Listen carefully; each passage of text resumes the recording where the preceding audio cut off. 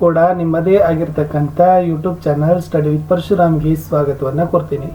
9ನೇ ತರಗತಿಯ FA 4ರ ಪರೀಕ್ಷಾ ಪ್ರಶ್ನೆ ಪತ್ರಿಕೆಯನ್ನು ಅದರ ಸಂಪೂರ್ಣವಾಗಿರ್ತಕ್ಕಂಥ ಕೀ ಉತ್ತರಗಳೊಂದಿಗೆ ಈ ವಿಡಿಯೋದಲ್ಲಿ ತಂದಿದ್ದೀನಿ. ಆಲ್ರೆಡಿ 4ನೇ FA ಮುಗಿಸಿ ನಾವು ನಿಮ್ಮ SA2 ವಾರ್ಷಿಕ ಪರೀಕ್ಷೆಗೆ ಪ್ರಶ್ನೆ ಪತ್ರಿಕೆಗಳನ್ನು ಕೂಡ ಕೊಡ್ತಾ ಇದ್ದೀವಿ. ವಿಡಿಯೋದ ಡಿಸ್ಕ್ರಿಪ್ಷನ್ ಬಾಕ್ಸ್ನಲ್ಲಿ ಕೂಡ ಅವುಗಳ ಲಿಂಕ್ಗಳಿದ್ದಾವೆ. ಸೊ ಆಮೇಲೆ ಎಲ್ಲ ವಿಷಯಗಳ ಪಾಠದ ಪ್ರಶ್ನೋತ್ತರಗಳನ್ನು ನೋಟ್ಸ್ಗಳನ್ನು ಸಹಿತ ನಮ್ಮ ಯೂಟ್ಯೂಬ್ ಚಾನಲ್ನಲ್ಲಿ ಸಿಗ್ತದೆ.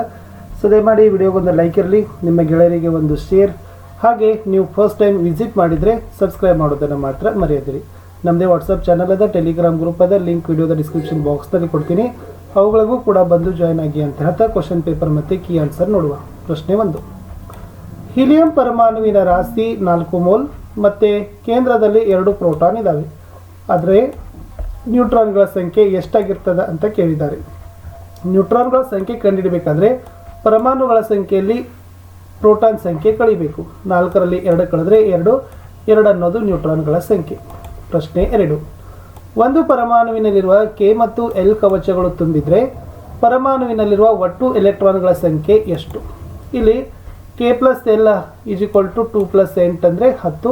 Kದಲ್ಲಿರ್ತಕ್ಕಂಥ ಎಲೆಕ್ಟ್ರಾನ್ 2, Lದಲ್ಲಿರ್ತಕ್ಕಂಥ ಎಲೆಕ್ಟ್ರಾನ್ 8, ಎರಡೂ ಸೇರಿಸಿದರೆ 10 ಎಲೆಕ್ಟ್ರಾನ್ ಬಂತು. ಪ್ರಶ್ನೆ 3ಕ್ಕೆ ಹೋಗೋಣ. ಎಸ್, ಶಬ್ದದ ತರಂಗಗಳನ್ನು ಯಾಂತ್ರಿಕ ತರಂಗಗಳಂತ ಕರೀಲಿಕ್ಕೆ ಕಾರಣ ಏನು ಅಂತಕ್ಕದ್ದನ್ನು ಕೇಳಿದ್ದಾರೆ.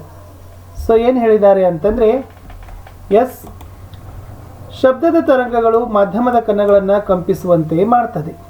ಆದ್ದರಿಂದ ಶಬ್ದದ ತರಂಗಗಳನ್ನು ಯಾಂತ್ರಿಕ ತರಂಗಗಳಂತ ಕರೀಬಹುದು ಅಂತ ಏನು ಮಾಡಿದ್ದಾರೆ ಕೇಳಿದ್ದಾರೆ. ಮುಂದಿನ ಪ್ರಶ್ನೆ 1 ಅಂಕದಲ್ಲಿ 4ನೇದು, ಅನುರಣನೆ ಎಂದರೇನು? ವೆರಿ ಮೋಸ್ಟ್ ಇಂಪಾರ್ಟೆಂಟ್ ಇದೆ. ಸತತ ಪ್ರತಿಫಲನದಿಂದ ಉಂಟಾದ ಪುರಾವರ್ತಿತ ಶಬ್ದಕ್ಕೇನೆ ಅನುರಣನೆ ಅಂತ ಕರಿತೀವಿ. 2 ಮಾರ್ಕ್ಸ್ ಕ್ವಶನ್. ಪ್ರಶ್ನೆ 5. ಸಮಸ್ಥಾನಿಗಳು ಅಂದರೆ ಏನು? ಈ ಸಮಸ್ಥಾನಿಗಳ 2 ಉಪಯೋಗಗಳನ್ನು ಬರೀರಿ ಅಂತ ಕೇಳಿದ್ದಾರೆ.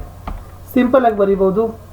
ಪರಮಾಣು ಸಂಖ್ಯೆ ಒಂದೇ ಆಗಿರ್ತದೆ, ಬಟ್ ಪರಮಾಣು ರಾಶಿ ಸಂಖ್ಯೆ ಬೇರೆ ಬೇರೆ ಆಗಿರ್ತಕ್ಕಂಥ ಧಾತುಗಳ ಪರಮಾಣುಗಳಿಗೆ ನಾವೇನಂತೀವಪ್ಪ ಅಂತಂದರೆ ಸಮಸ್ಥಾನಿ ಅಂತ ಕರಿತೀವಿ. ಇವುಗಳನ್ನು ಅಂದರೆ ಯುರೇನಿಯಂ ಅಂತಕ್ಕಂಥ ಸಮಸ್ಥಾನಿಯನ್ನು ನ್ಯೂಕ್ಲಿಯರ್ ಕ್ರಿಯಾಕಾರಿಯಲ್ಲಿ ಇಂಧನವಾಗಿ ಬಳಸ್ತಾರೆ. ಕೋಬಾಲ್ಟ್ ಸಮಸ್ಥಾನಿಯನ್ನು ಕ್ಯಾನ್ಸರ್ ಚಿಕಿತ್ಸೆಯಲ್ಲಿ ಬಳಸ್ತಾರೆ. ಮುಂದಿನ ಪ್ರಶ್ನೆ, ಬೆಳೆಯು ಉತ್ಪನ್ನದ ಮೇಲೆ ಜೈವಿಕ ಮತ್ತು ಅಜೈವಿಕ ಅಂಶಗಳು ಹೇಗೆ ಪ್ರಭಾವ ಬೀರ್ತವೆ ಅಂತ ಕೇಳಿದ್ದಾರೆ. ಸಿಂಪಲ್ ಆಗಿ ಉತ್ತರ ಬರೀಬಹುದು. ಜೈವಿಕ ಅಂಶಗಳಂದರೆ ಕೀಟಗಳು, ದಂಶಕಗಳು, ಶಿಲೀಂಧ್ರಗಳು, ಹುಳುಗಳು ಮತ್ತು ಬ್ಯಾಕ್ಟೀರಿಯಾ. ಬಟ್ ಅಜೈವಿಕ ಅಂಶಗಳಂದರೆ ಈ ಸಂಗ್ರಹಣಾ ಸ್ಥಳಗಳಲ್ಲಿರ್ತಕ್ಕಂಥ ಅಸಮರ್ಪಕ ತೇವಾಂಶ ಮತ್ತು ತಾಪಮಾನ. ಈ ಅಂಶಗಳಿಂದಾಗಿ ಉತ್ಪನ್ನಗಳ ಗುಣಮಟ್ಟದ ಕುಸಿತ, ತೂಕ ನಷ್ಟ, ಕ್ಷೀಣಿಸಿದ ಮೊಳೆಯುವಿಕೆ, ಸಾಮರ್ಥ್ಯ, ನಿರ್ವಹತೆಗಳ ಉಂಟಾಗಿ ಉತ್ಪನ್ನಗಳ ಮಾರುಕಟ್ಟೆ ಮೌಲ್ಯ ಕಡಿಮೆನೇ ಬರ್ತದೆ. 3ನೇ ಅಂದರೆ 2 ಅಂಕದಲ್ಲಿ 3ನೇ ಪ್ರಶ್ನೆ, ಒಟ್ಟಾರೆ 7ನೇ ಪ್ರಶ್ನೆ. ಬೃಹತ್ ಪೋಷಕಾಂಶಗಳು ಅಂದರೆ ಏನು? ಅವುಗಳನ್ನು ಬೃಹತ್ ಪೋಷಕಾಂಶ ಅಂತಲೇ ಏಕೆ ಕರಿತೀವಿ ಅಂತ ಕೇಳಿದ್ದಾರೆ. ಈ ಬೃಹತ್ ಪೋಷಕಾಂಶಗಳು nitrogen, phosphorus, potassium, calcium, magnesium, sulphur. ಸಸ್ಯದ ಬೆಳವಣಿಗೆ, ಅಭಿವೃದ್ಧಿ ಮತ್ತು ಆರೋಗ್ಯವಾಗಿರಲು ಈ ಪೋಷಕಾಂಶಗಳ ಅಗತ್ಯನೇ ಇದೆ.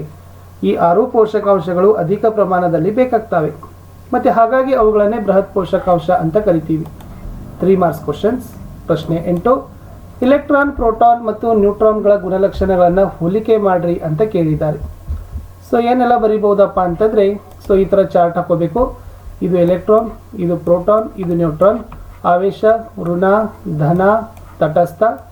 ರಾಶಿ, ಈ ಥರದ್ದು ಎಲೆಕ್ಟ್ರಾನ್ ರಾಶಿ 9 × 10 - 31 kg. Proton 1.672 × 10 - 21 kg.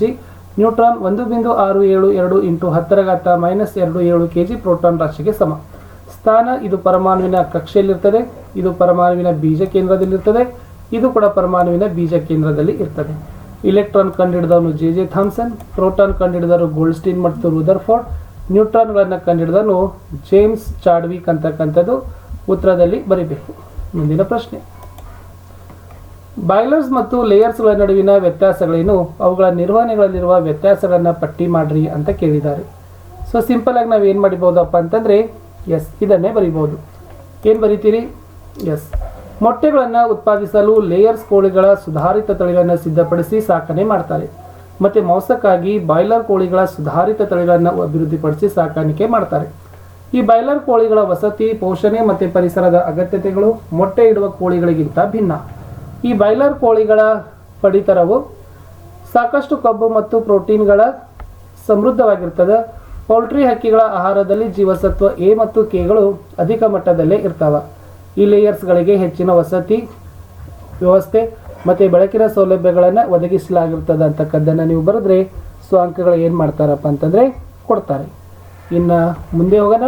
ಮುಂದಿನ ಪ್ರಶ್ನೆ 4 ಅಂಕದಲ್ಲಿ ಶಬ್ದ ನಿರ್ವಾತದಲ್ಲಿ ಚಲಿಸೋದಿಲ್ಲ ಅಂತ ತೋರಿಸೋ ಪ್ರಯೋಗವನ್ನು ಬರೀರಿ ಅಂತ ಕೇಳಿದ್ದಾರೆ. ಸೊ ಸಿಂಪಲ್ ಆಗಿ ನೀವೇನು ಮಾಡಬೇಕು, ಈ ಚಿತ್ರ ತೆಗಿಬೇಕು.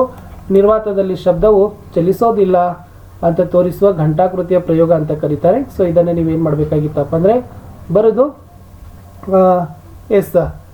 ಕೆಳಗಡೆ ಏನು ಮಾಡಬೇಕು, ಈ ತರನಾಗಿರ್ತಕ್ಕಂಥ ವಿವರಣೆಗಳನ್ನು ಕೊಡಬೇಕು.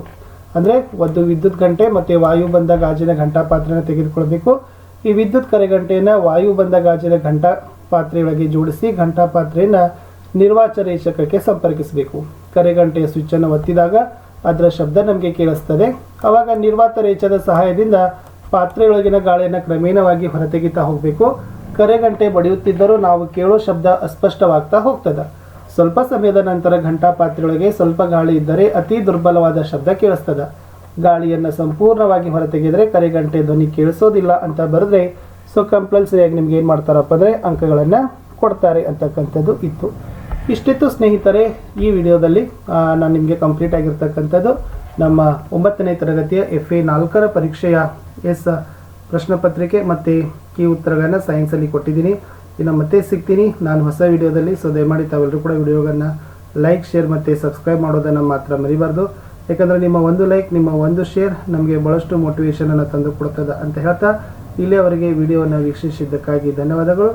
ಸೊ ನಮ್ಮದೇ ಆಗಿರ್ತಕ್ಕಂಥ ಭಾಳಷ್ಟು ಯೂಟ್ಯೂಬ್ನಲ್ಲಿ ವಿಡಿಯೋಗಳಿದ್ದಾವೆ. ಅವುಗಳ ಲಿಂಕನ್ನು ನಾನು ಈ ವಿಡಿಯೋದ ಡಿಸ್ಕ್ರಿಪ್ಷನ್ ಬಾಕ್ಸ್ನಲ್ಲಿ ಕೊಟ್ಟಿದ್ದೀನಿ. ಸೊ ತಾವುಗಳು ಕೂಡ ಏನು ಮಾಡಬೇಕು ಅಂತಂದರೆ ಆ ವಿಡಿಯೋಗಳನ್ನು ಸಹಿತ ನೋಡಿ ಹೆಚ್ಚಿನದಾಗಿರ್ತಕ್ಕಂಥ ಅಂದರೆ ಇನ್ನೂ ಬಹಳಷ್ಟು ರೀತಿಯಾಗಿರ್ತಕ್ಕಂಥ ವಿಡಿಯೋಗಳಿಗಾಗಿ ನಮ್ಮದೇ ಆಗಿರ್ತಕ್ಕಂಥ ಅದು ವಾಟ್ಸಪ್ ಚಾನಲ್ ಆಗಿರ್ಬೋದು ಮತ್ತು ಟೆಲಿಗ್ರಾಮ್ ಗ್ರೂಪ್ ಆಗಿರ್ಬೋದು, ಅಲ್ಲಿನೂ ಕೂಡ ಹೆಚ್ಚು ನಾವು ಲಿಂಕ್ಗಳನ್ನು ಕೊಡ್ತಾ ಹೋಗ್ತೀವಿ. ಸೊ ದಯಮಾಡಿ ತಾವು ಅವುಗಳನ್ನು ಕೂಡ ನೋಡಿ ಅಂತ ಹೇಳ್ತಾ ಸೊ ಇಲ್ಲಿಯವರೆಗೆ ವೀಕ್ಷಿಸಿದ್ದಕ್ಕಾಗಿ ಧನ್ಯವಾದಗಳು. ಸೊ ನಾನು ಮತ್ತೆ ಸಿಗ್ತೀನಿ ಹೊಸ ವಿಡಿಯೋದಲ್ಲಿ. ಸೊ ಟೇಕ್ ಕೇರ್, ಬಾಯ್.